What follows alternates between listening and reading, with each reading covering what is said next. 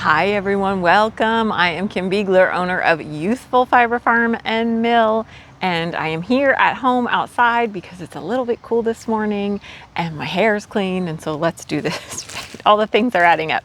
This episode we are going to go from this is North Country Cheviot. I got this fleece at Maryland Sheep and Wool last year, processed it. I've been slowly spinning it, and we're going to spin a little bit today of this.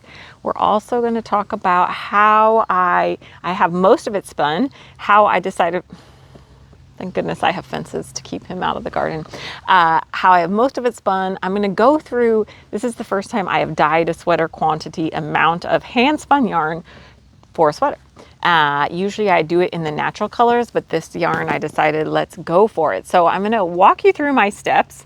We're going to spin a little bit. I've got video as I try to get the yarn sorted out for dyeing, some dyeing videos, and even some swatching. We've made it that far, you all. So stay with me. There's a lot of good wool talk and hopefully information that will help you if you are processing wool, if you're a hand spinner, a knitter, any of those wonderful things, or aspiring to be. And I wanted to start out by saying this Ewethful community is a community that is inclusive, and meaning that everybody is welcome here. And by everybody, I mean everybody of all sexes, of all gender identities, of all skins of color, of all things, just all the creators. You're all welcome here. And if that doesn't quite fit your vibe, then this may not be the community for you. And I will soapbox at the end, but there will be lots of good wool talk in between. But I do want to start out by saying I'm here in the United States, I'm in Oregon, and we're going through some stuff in this country. So if you are on board with equality for all people and you love wool and fiber, this is a good place to be. So, okay, I'm going to flip you around and we'll do a little spinning. This is the very last, I think I have 4 ounces on the bobbin. This is the last 4 ounces, which means it feels like it will take an eternity to spin it, but I want to get that done so that I can be done with it, right? So I'm going to turn around and I think I'm going to turn around or whatever. I'm going to change the camera angle so that you can see me spinning some of this last bits. And I did a video on this ages ago, and I'm sure I probably could track down when I even washed this and processed it in the videos, but it would have been probably at least a year ago. So if you are spinning for a sweater quantity and you feel like, oh my gosh, this is a slow process, it's a slow process, but stick with it because it is so worth it. So, okay, I'm gonna flip around and let's get to some spinning. Okay, you all, the bees are out, everybody is out. I have loads of flowers, which I keep meaning to do a little video where I show you all the flowers, but I'm not getting there. So let's do this angle. I did put my glasses on. It always drives me a little crazy if I have my glasses to have them on because there's reflections and all of that stuff. So I am at my Magic Craft, and this is an old, probably from the 80s Susie. So if you find an old Magic Craft, do not be afraid. They still are little tanks. And I have spun this yarn. Sorry, there's a plane going over. I have spun this yarn long draw, but I have been making sure to put enough twist in it. And I do that by just when I get to the back, I hold it for just another second. So I'm not just like rushing to the back like so. I'm not rushing. And then when I get to the back, I'm not immediately pulling it in. I am just sitting for a minute and letting a little, maybe a round or two of extra yarn twist fill up. Just because that will ensure I get a little bit less pilling. If you underspin your yarn, you will be prone to getting more pilling, especially in woolen because the fibers are not so tightly spun. So I started my drive band. I've got my drive band set in the middle so that I was getting kind of a medium twist, not too, I wanted this, the pattern calls for an Aran weight yarn. I didn't quite make it there, but it's working out with my gauge, so I'm excited. And I'll talk about that a little bit more so you can kind of get how I went through this process, because I fairly quickly figured out the sweater I wanted, but I have hemmed and hawed about this sweater because I didn't get the weight I was needing for the sweater. I just didn't know if it was actually going to work, but it turns out it is. It is. And so one of the ways to spin for a hand spun is to spin, ply, soak. I've talked about this recently, and then swatch, or at least I would at least be able to get the idea of what weight your yarn is going to be, right? Maybe you don't swatch quite yet, but I would at least do the spinning, plying, soaking, finishing the yarn, and then see what weight you're at, and then try to be consistent with that weight. I tried to just spin a sweater quantity on the same wheel with nothing in between so that I can stay as close to gauge as I can as far as yarn weight. And I write notes so that I know where my drive band is set to, where my scotch tension is set to, as much notes as you can. And plying, for me, plying, the count that I plied at, because I don't count when I'm spinning, I count when I'm plying though. And you do want your ply to be the same if you're doing a big project, or, it's not going to be perfect because it's hand spun, unless you're a hand spinning perfect type of person, but I am not. So my scotch tension, because I knew I wanted a heavier weight yarn with this fiber, because Cheviot, it's not like Cheviot is known for being the finest of wool. And so I wanted to get the best feel out of it that I possibly could. And this was a really, really stunning fleece. I was so excited to have it. So my scotch tension, I started just a smidge higher so that I would get a heavier weight yarn, right? Because if your scotch tension, the higher you have your scotch tension, the faster the fiber is going to get pulled away from you. And therein, that means the heavier weight yarn you are going to get. So I am just going to continue on spinning this. Like I said, I probably am down to about 3 ounces. It'll be the longest 3 ounces I spin. But I know a lot of people get put off by spinning white wool, and I've done a lot of processing of white wool. There's a nice selection of white wool in my website right now. I just did a shop update.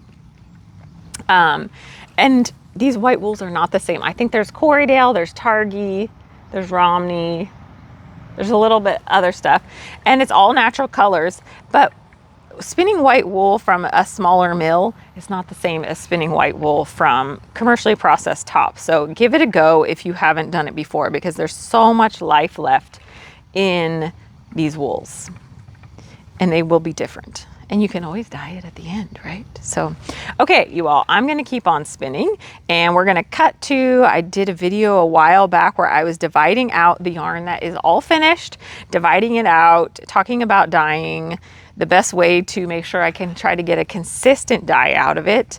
And then we do some dyeing and some swatching. So stay tuned, and you'll have lots of good tips if you want to try to spin for a sweater quantity and dye. Spin and dye. Okay, see you all in a minute.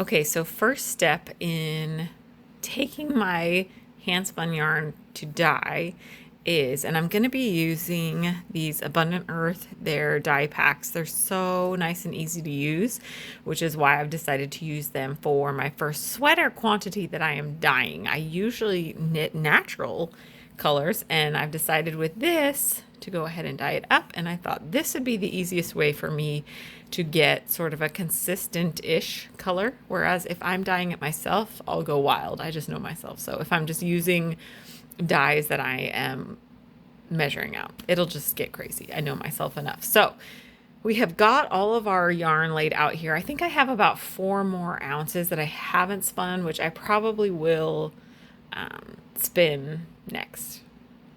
All my wheels are empty. So yes, that is what I'm going to finish that, just so we've got it as a backstop.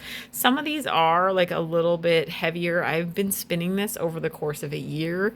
So even though I was using the same wheel and using the same drive band ratios and everything, I just, it just depends. Sometimes it still can be a little bit off. So each of the skeins I have weighed out, and you'll see, so I use these little hospital tags. My friend Sandy gave me this great idea long ago.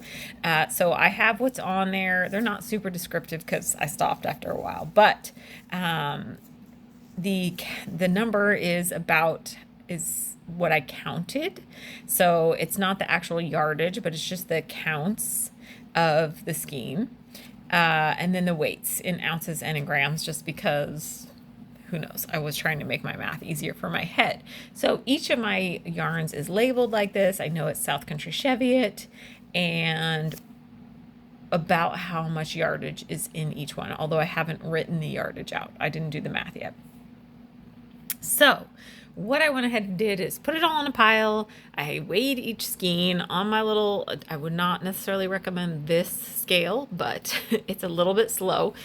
But I have other dymos that are perfectly wonderful. I don't know why this one's a little bit slow.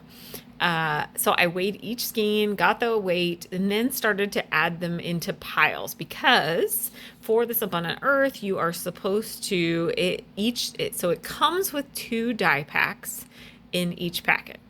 And each die pack can do 3.5 ounces or 100 grams of weight. So per this little pack, I can do about 200 grams or 7 ounces of yarn.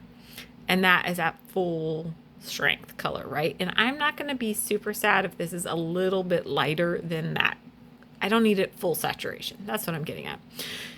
So I averaged about 210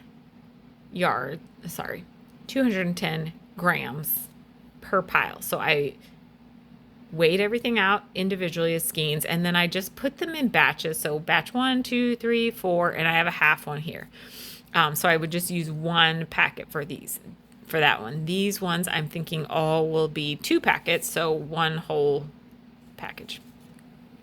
I hope that makes sense. It's a little bit weird, but I should mention, I have Abundant Earth packets on my website with lots of their colors. So feel free to go there they're so easy. So, and it doesn't even have you do like boiling water or anything. I basically use these packets the same as I dye everything else. But if you are new to dyeing, these are really easy to use, and there's YouTube videos for it and everything. So, okay, that's where we're at. I've got 4 piles plus 1 that I'll probably just use 1 package from here. And now we're going to I'm going to pre-soak this. So I will put a batch in, I'll soak it in water with one little teeny tiny drop of Dawn. That's just how I do it. So I'm going to do it the same for everything. They don't say you need to do that. And then we're going to start dyeing. So let's head to the studio, and Wish will be in there. All right, you all, we're in my studio, which is a bit of a mess right now because this little thing is living in here with the AC on because the mill is just too hot. We're gonna dye up 1 pot, and that's it for today for 2 reasons. One, I don't wanna heat the room up. We have this very old AC in here that we're hoping makes it through the summer, so we don't have to replace it with the other one that we got. And the other thing is the pot I'm using. Oh yeah, it's on. I'm trying, because I'm doing a sweater quantity and I want everything to turn out right. Look at what a mess this all looks. That's all right. Don't look at all that, you all. I want to be consistent with the pot I use, because what you dye in, sorry, I'm on my not so fancy tripod here. The pot you use can definitely affect the dye. So right now I'm using Abundant Earth, and the Abundant Earth packs, I have them on my website. They come in this little pack here. They have the color on the front. I'm using their lilac, and it's got 2 different bags of lilac, and it's got 2 different little packets of citric acid. And this is super easy. Like, their directions are much easier than what I'm going to do, so don't be intimidated by this, but they have it. You can just use a jar, some hot water, and put all this in and dye your yarn. It's really, really super approachable for dyeing, but because I'm because I dye a fair amount, I just kind of like to, and I'm going to take, I put one of the citric acids in already, so that there's some in there. And what I'm going to do now is I'm going to get this going since it's at a nice temperature right now. So I do it a little different. I do it like how I dye everything, and and here's the dye pack. I'm going to drop that in there. Actually, I'm dropping both dye packs in because I will say in a minute why. And I'm going to let this really make sure it gets out of the dye pack, because I don't want to put my yarn in and have like there's dye in here and then it sits right against that dye. So I'm just kind of giving this a minute. So I have my water warmed up a bit so that this will kind of dissolve out pretty well in here. So I'm going to let that have a minute to dissolve, and then I'll read to you what this says. So I have weighed out my yarn as we saw, and this is each dye is weighed for 3.5 ounces or 100 grams of fiber. So since I'm doing about 200 grams, I'm using both packets to dye this little batch of yarn. I'm using the same dye pot as last time. I'm using the same technique as last time. I put this one thing of citric acid in first, I get the dye set, and then we're gonna put the yarn in. The reason I put only one citric acid in first is because citric acid is what is going to adhere the dye to your yarn. And while I want that to happen, I don't want it to happen like, if all the citric acid is in there, the second my yarn starts hitting, it's got a stronger dose of citric acid to start pulling up, which means you can get a more kind of variegated or tonal yarn. And I'm trying to do this solid-ish. Doesn't have to be perfect, because I know my dye batches are not going to be perfect, but I'm giving it a go. So this is just about there. And my yarn has been sitting. I'm going to move the yarn over here while we wait for the last little bit to dissolve out. My yarn has been sitting, soaking, actually for like 2 days, because I thought I was going to do this sooner. I soak it in just like 1 drop of Dawn dish soap. It just helps everything adhere to your fiber better, depending on who you learned from, etc. You can do this very different. Obviously, again, these Abundant Earth, you can make this so much simpler. But hopefully this seems pretty simple to you too. Literally, you can get like a giant mason jar. And they have directions on their website. You can get a giant mason jar and hot water, put the citric acid in, put the dye in, put your yarn in, and you're done. So you do not have to do it, oops, I'm trying to go the other way, how I'm doing it. So I'm going to, and I've got little zip ties on my yarn, nice and loose, although I don't think my ties are all that loose. Let me turn a little bit here. I put zip ties on because it just makes it easier, because I am trying to get a solid yarn. It's going to make it a little bit easier for me to move the yarn around if I can find these ties. So I'm just kind of squeegeeing out some of this extra water because, well, it makes for quicker transfer. And I am going to, and I'll leave the packs in there, I don't really care too much, but you'll see here how I am going to, because I'm trying to get a solid yarn, I'm going to go in all the way pretty quickly and give it a good dunk right away. I want everything to be submerged. And I'm going to pull it out and kind of do it again. And I like to have, like, not just have a chunk of it sitting on the bottom, like really try to have it. And you can see now, like I can see my zip ties, so I can just grab and pull at the yarn. Don't forget your water, depending on how you're doing this. Now, if you're doing it the super easy Abundant Earth way, then you could just put this in the jar. You'll get a nice tonal yarn, beautiful. But because I'm trying to be a little more solid, I'm gonna do it this way. So the next thing I'm gonna do is get that second batch of citric acid in. And first I'm gonna dry my hands so that the citric acid doesn't attach. So we've given this a minute here. I'm gonna find my little And I'm gonna pull out, so I've got a little color already adhered, and I'm gonna throw my other pack of citric acid in, and I am gonna try to find it in there and scoop it around. Again, same thing, like I don't want the yarn to hit the packet of citric acid and then just like that one spot goes crazy. So I'm just looking for it. It's pretty warm water, so it should have, I've lost it in there. There it is. Okay, that looks good. So I'm gonna go in again pretty quick, push down. And what I'll do, since I'm doing a solid, is I'll let it sit for a couple minutes and then I'll come back and I'll do that again. And I'll just, a few times while it's sitting, and I'm just gonna bring the temperature up a little bit because this was pretty lukewarm warm water at this point. So that's all I'm gonna do. I am going to let this sit and for a few minutes, and I'll move it around. I'll let it sit for a few minutes because they have it so that you're just using very hot water. I'm just gonna let this, it doesn't have to go as hot as I would normally try to get my dye. I'm gonna pull these out and you can see how easy that is. And I'm just trying, again, it's just because I'm trying to get, I think I can pull all these out now. Trying to get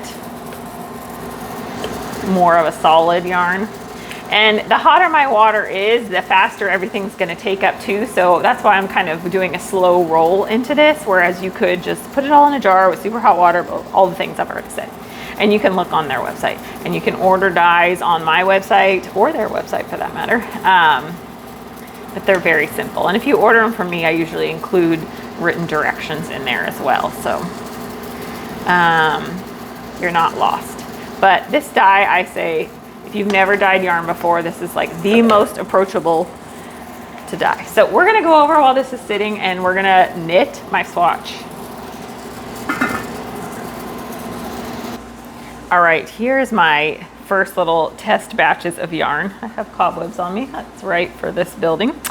And I started on my swatch and I love it, I really do. So this is very new to me.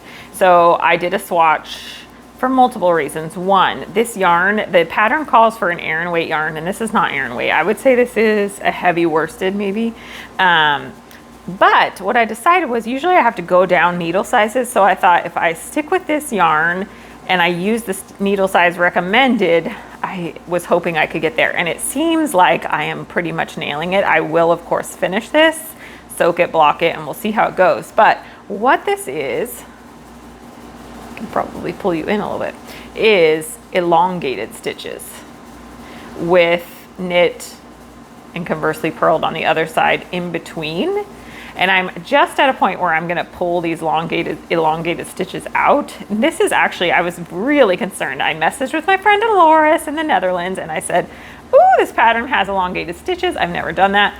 And it is quite simple. So I'm gonna show you, this is like, oops, no, sorry, we're on the purl side. This is the second side because I already did the wrapping for the elongated stitches, which I will show you. So I'm just gonna show you it backwards, or maybe I'll do some editing.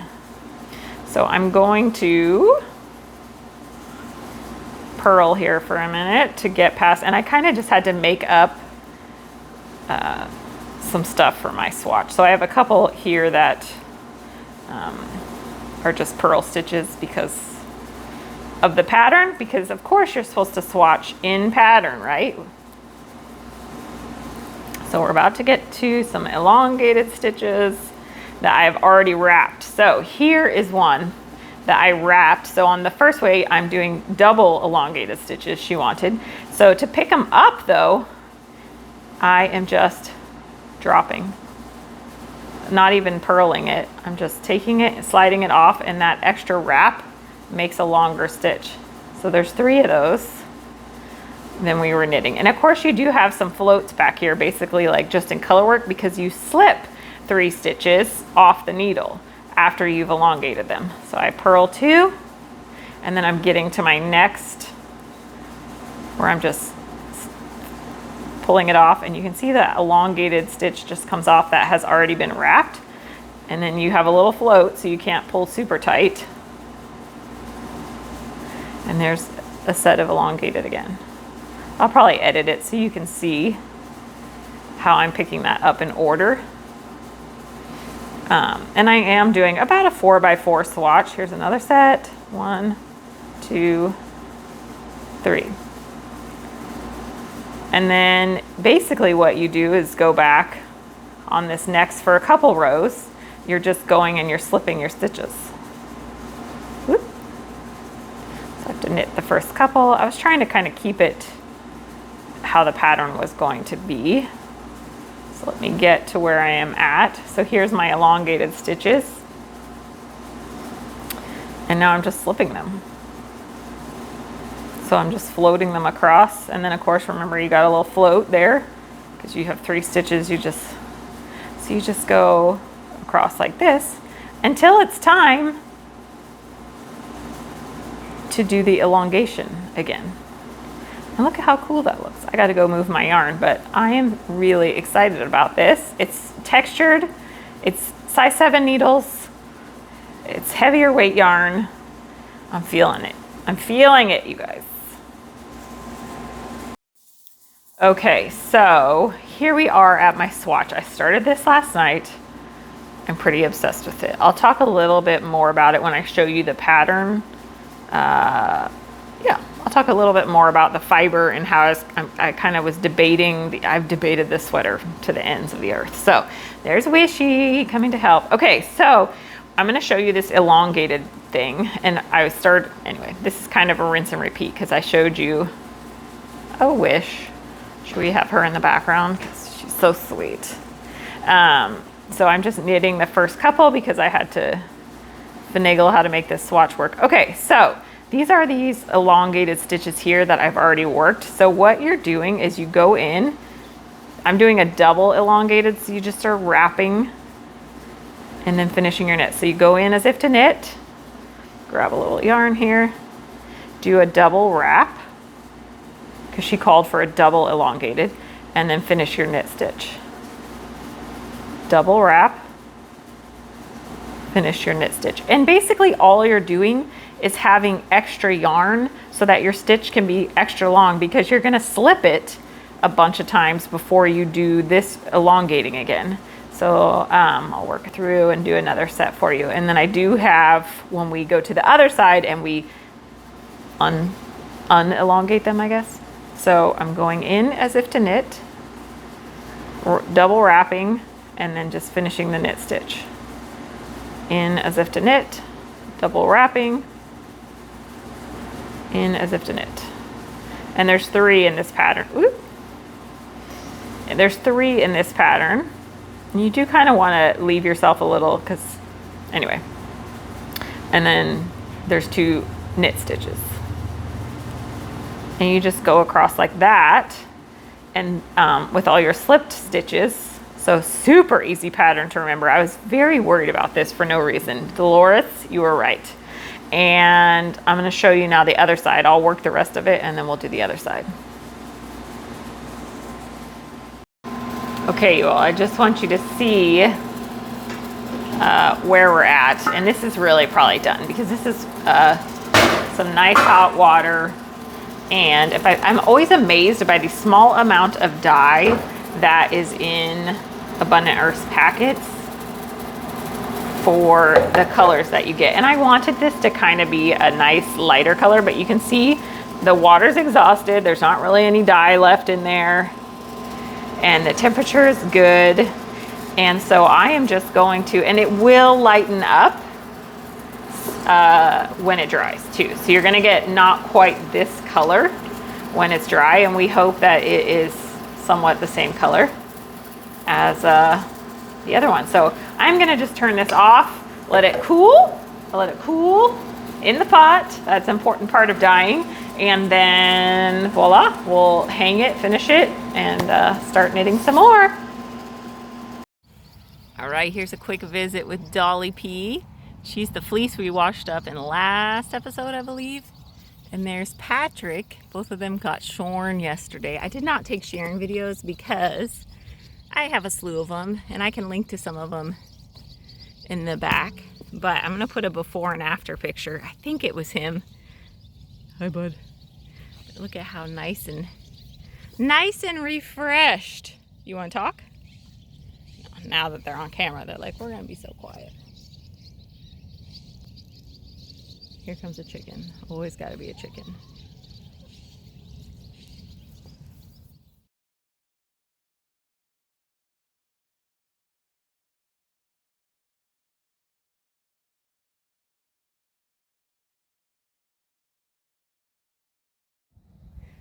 All right, so this is my smarter crew of sheep, I like to think. There's Alexis, Johnny Rose is right here up front, and you can see their big bellies. They are not pregnant. Johnny Rose is in fact a boy. They are just incredibly well fed. And I'm gonna get off. I'm sitting on the gator here. And anyway, these guys are smart because they come out here to stay cool.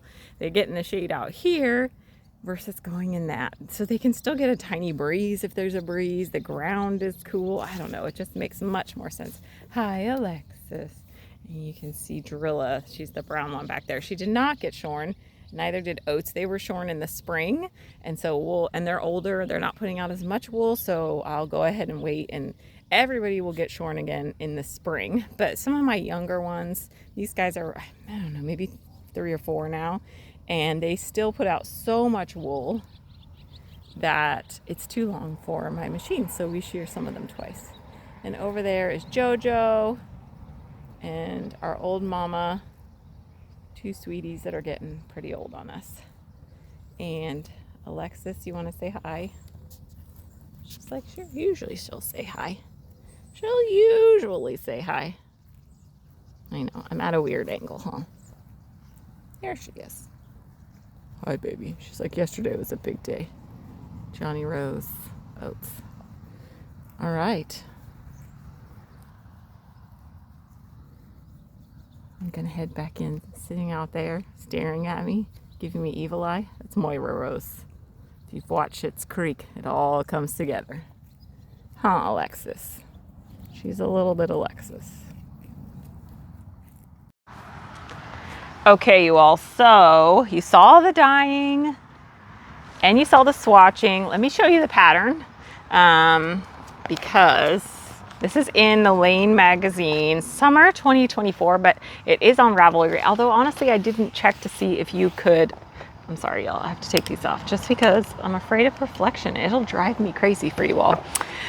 So it is let me actually find the picture of it, not the pattern. So here's a good picture of it. It does have you can also make, there's a little vest for underneath, but here's another picture. Look, it fits perfectly as if she's standing here in the shade outside with me. Let me see if there's one more that's good. Now I wanted to talk, so here it is kind of, and you can see the drape on that. So this was another thing that made me really hesitate about whether this was the right fiber, because one of the things I do when I'm trying to hand spin for a sweater is I look at the fiber content of the sweater to see if I'm gonna get similar to what the designer was thinking. And when I looked at it, I thought, no, I'm not going to. I'm not gonna get that drape out of this, because the yarn that they use is the yarn that they used was Snefnug by Cama Rose, and what it is 55% alpaca, 35% cotton, 10% merino. So alpaca and cotton, super soft, drapey, and then merino, super soft and woolly. So I am not, North Country Cheviot is woolly, super soft. I think that I'll be comfortable with it next to skin. Not everybody would be. How's that? So I debated and debated, and then I was like, you know what? I'm just going to swatch it. Okay, first off, let's show the dye. I have got the swatch here. Let's show. So this is my second batch of dyeing. Here's our swatch. So basically nailed that. It's pretty darn good. I honestly don't know that I would even worry about, especially because it's I don't think I'm going to worry about interspersing, kind of going back and forth or doing 2 rows with it, like doing one row and one color and one row and another. We'll see. I'm going to dye up one more batch before I actually cast the sweater on, and we'll see if it all comes out so closely. I'm not even going to worry about it because I didn't even do a perfect job of dyeing the yarn. There are spots where dye fail, and you can't really even tell. The dye went through it really well, but my ties in some spots were too tight on my yarn, meaning, let me show you. When you are going to dye yarn, you want the ties in your yarn to be really loose, because what can happen, see how the yarn can't really quite stretch out?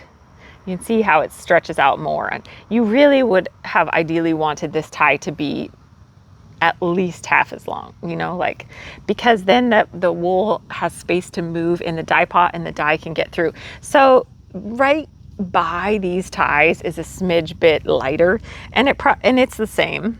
I mean, there's some lighter spots in this even, so I don't think I'm gonna have to worry about that. I don't think I'm gonna have to worry about that. I think I can just knit through, and I'll do one more batch.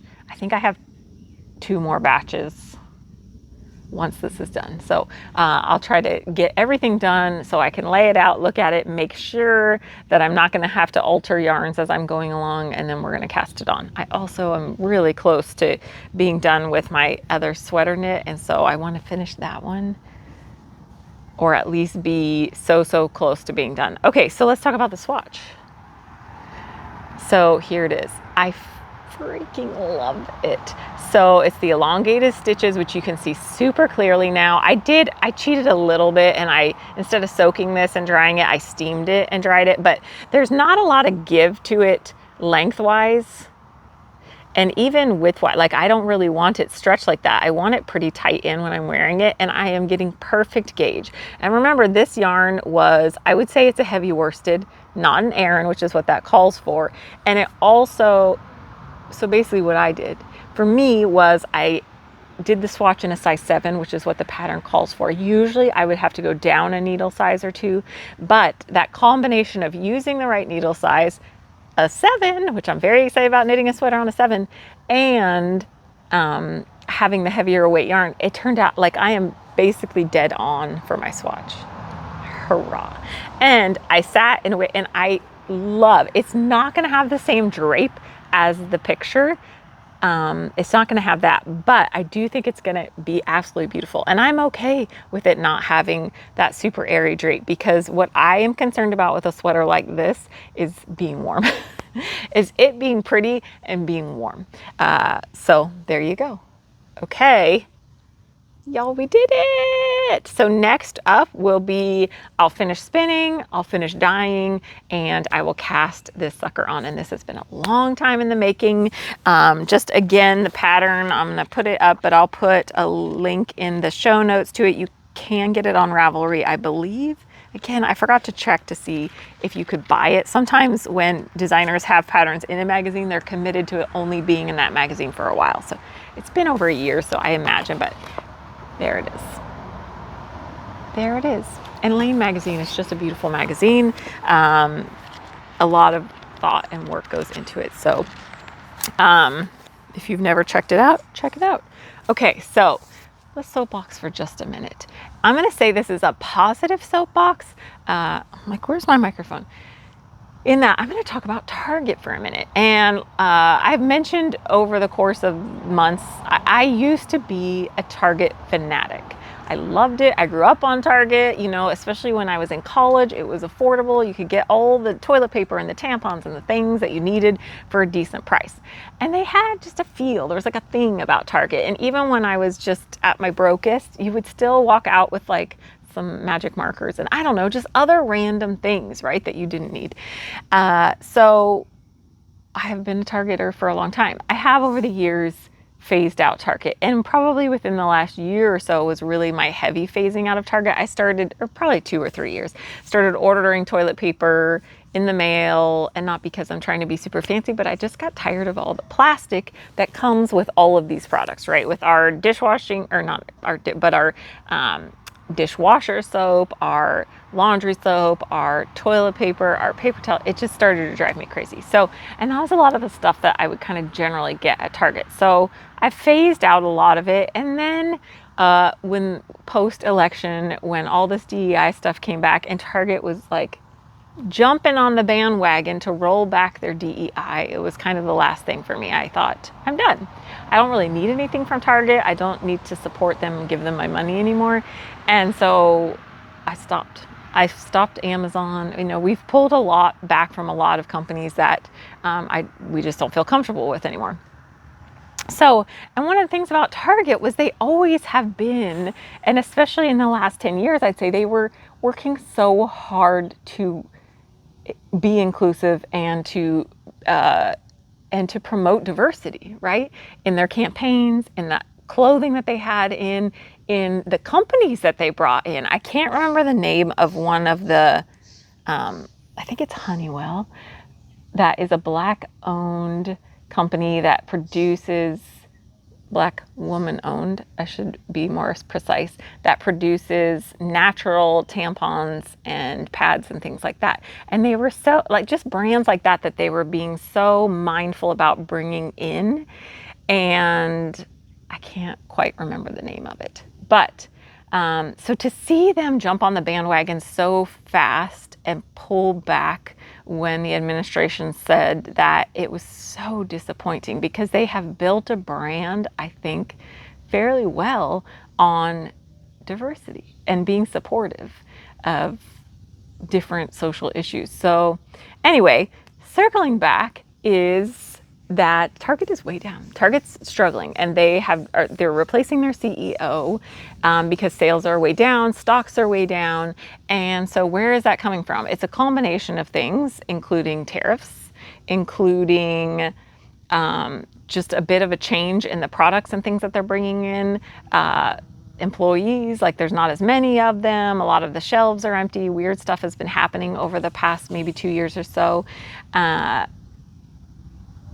Inflation, right? People aren't willing to spend as much discretion on just the random things that you would go to Target for, and boycotts. So I just wanted to put this out there because boycotts work, you all. There is, not only is there like kind of a very specific group that is leading a boycott against Target, and Target will not be the only one. I'll link a couple articles below so you can read a little bit more if you want. But it's systematic. Let's go after each company one at a time so that we can have a greater impact. And while there is an organized system behind this boycott to Target, there is also just a lot of people that are tired of what's going on in our country and refuse to give their money to these companies that are just rolling over. And especially when you rolled over on like the first day, right? Didn't even try to put up a fight. There's a lot of us that are just tired of it. So if you haven't stopped shopping at Target, maybe give it a go. See where you can get some of that stuff elsewhere that will then contribute to the fact that Target is having to get a new CEO and rethink how they are running their business. There's the soapbox. So I'd say it's positive because boycotts and people being mindful about where they're spending their money is working. Yay! So your money is part of our power, and it's probably our biggest power right now. And you don't have to have a lot of money to make an impact in this, right? Like us just not shopping at this store, culminating, that's a lot of money. So, okay, there's the soapbox for today. I have officially tired my dogs out. I've got 2 of them on the ground here. I'm gonna go inside and edit.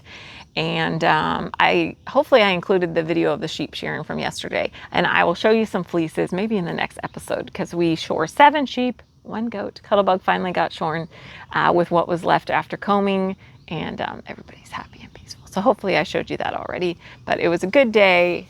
It was quick, and now we're done with shearing until next spring. Hurrah!